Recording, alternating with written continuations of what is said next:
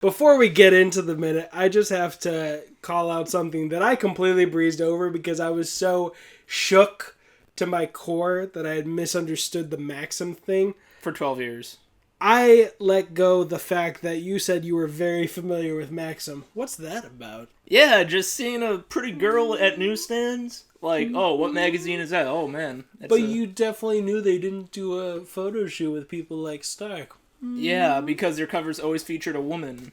I've literally never bought a Maxim. No, it's just there in your face when you go to 7-Eleven. 7-Eleven used to have more magazine stands. I remember. It used to be a white hen by the house that I grew up in, and then it was bought by 7-Eleven. Let's get into this minute, shall we? Yeah, let's do it. Go, Vance. That was a minute. That was a fast minute. Oh, action-packed minute. All right, so now we're into Iron Man minute 4. You want me to go into... Oh, I'm Richard. I'm Brian. And this is I Love You 3000 Minutes, a podcast that time travels endgame style through Iron Man 1 all the way to Spider-Man Far From Home. The entire Infinity Saga, one glorious minute at a time. We're in minute 4.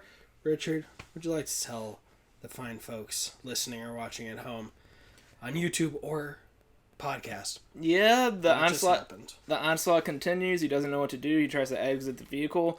His own missile lands by him. You figure out, oh, Stark Industries, this guy's the main character of the movie, and for whatever reason, even if you hadn't seen it before, for whatever reason, Stark Industries is going to stand out. You're like, what's Stark Industries? And the only info we know about this guy is he sleeps with people, he drinks, and his name is Stark. And he's rich. He's rich, and he was protected by the military. And without peace, if for peace, he would have no business. And yeah, so kind of sets up all these little pieces that come together in one glorious missile-shaped. Oh man, I was so close to having that just killer, and just start over. Just do it. Missile. One missile-shaped puzzle. Sure. All these little pieces come together in one missile-shaped puzzle. Yeah. Or whatever. I don't know. I forgot how I was going to do that before I tripped all over myself. You're like, I had a better idea. I had a good idea. I did. And I forgot it. Still, I'm glad that I got more embarrassed in minute 3. Now nothing will top that. I can do whatever the F I want. Nothing will be as embarrassing as a 12-year misconception of a line. So it blows up, right? Goes to White. He's wounded. He looks like he could be mortally wounded. He checks his chest. There's shrapnel in his body. And it pans out. The light starts to get really white. Could he be dead? No. They pull the bag off his head. They're speaking Urdu. I didn't know that was the language they were speaking. That's the subtitle that is said. So yeah, we start by finishing out those bullet holes from the shrapnel or whatnot. He's getting all confused. It's really good at showing the disorientation of the whole event. Just soldiers are falling like flies. We see outside 2 soldiers fall at the same time. One a gunman at the top of the Jeep and someone else holding a rifle over the hood of the Jeep. And he just gets out. He's disoriented. An explosion happens pretty close near him. Good use of pyrotechnics. I think they use the fires in a clever way, kind of like indie filmmaking, because it kind of was a big budget indie film, and we get a lot of just flame effects. Looks like practical effects, yeah. Yeah, right in front, like between the character and the camera, which helps sell the fact that there's all this extra crap going on. And he jumps behind a rock, gets some cover. Almost knocks himself out by jumping into the rock. He hits the back of his head pretty significantly. Well, also his face diving into it. Also, did you see that? Oh, I thought his foot was on fire. No. Because there is that part, if you freeze up the right part, that it looks like his foot is on fire. But if you rewind a little bit, when he's diving, his face hits the rock first when he's diving. Really? I can't tell. I thought he just rolled into it. I know his shoulder definitely hits. Maybe the back of his head definitely does. He looks a little bloodshot there. But he's freaking out.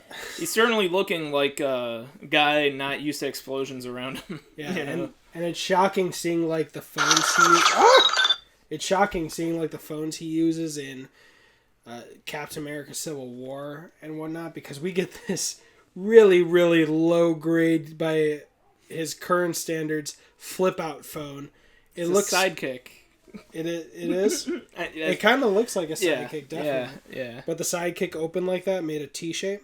Mm-hmm. Oh no, not a T shape. No, never mind. No, I know. I had a like knockoff sidekick. It looked like a BlackBerry and sidekick mated, and that was my first kind of flippy phone. But this flips out from just a portrait shape to a T shape, and he starts texting away. He's got a status update that he's got to tweet. It's important.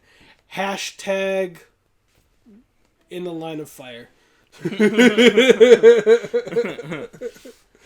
But then he gets a little notification on his phone in the form of a missile right next to him. We get a glorious zoom, just really just taking that camera lens and whoosh, zooming as fast as possible. Stark Industries. We get it just enough to see at least Stark. Hey, that's that guy's name. And he says, whoa. Whoa. Oh, that's glorious. Look at all those sparks. Just going past the stuntman. Mm-hmm. Literally getting his ass kicked by his own work. Yeah, I don't even think in Endgame Robert Downey Jr. would be subjected to throwing himself back into dirt. Like, he doesn't even wear the fake suit on set anymore. Except for, I think, one shot. But yeah, then he... there's some ringing in his ears as we see a little red get on his shirt. The camera starts pulling back as he pops off each button, more expensive than my monthly car bill, as I said before. But he pops so many expensive buttons, and we see he's got a fancy undershirt. He doesn't wear any wife beaters. His no white tees like Dom Toretto. I should be banned from seeing any fast movies after saying Toretto. But yeah, fades to white. It kind of looks a little bit like an arc reactor. But that's me looking a little too much into it. Maybe it was intentional. And boom, he is a prisoner of war. I saw that as, is that the light at the tunnel? Is this heaven? Nope! Nope, it's a cave. So... Is it a spider cave? I think he says that later in the movie. With these 4 minutes, this is the 4th minute we're doing. Mm-hmm. This is actually pretty quality filmmaking, unlike the rest of the Marvel franchise. But you gave me a look, so I don't know if you're lying and just throwing that at me to trigger me. Are you seriously or no? I mean, half, yeah. I think only the first couple movies or first few movies were filmed on film. Most is digital.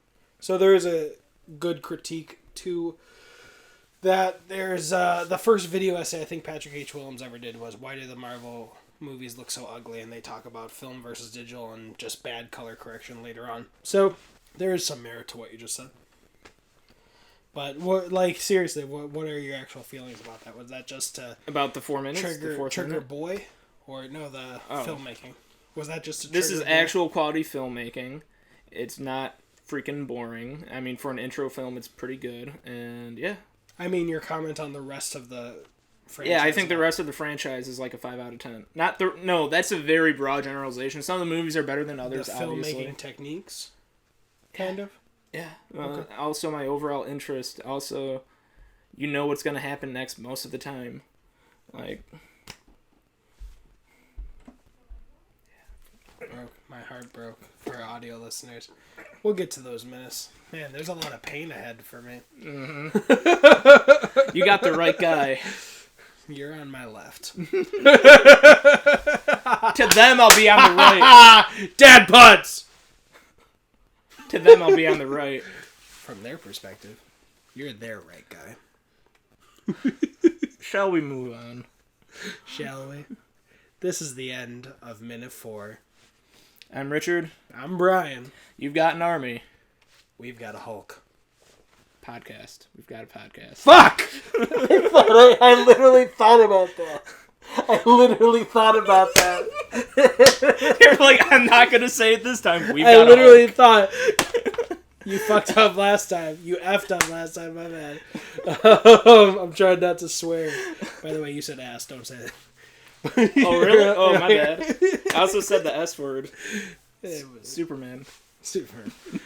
I literally thought about that as you were saying it. I was like, I messed up last time. I won't do that this time. Let's go to minute 5. You going would be the perfect way to end that because you go fuck. You going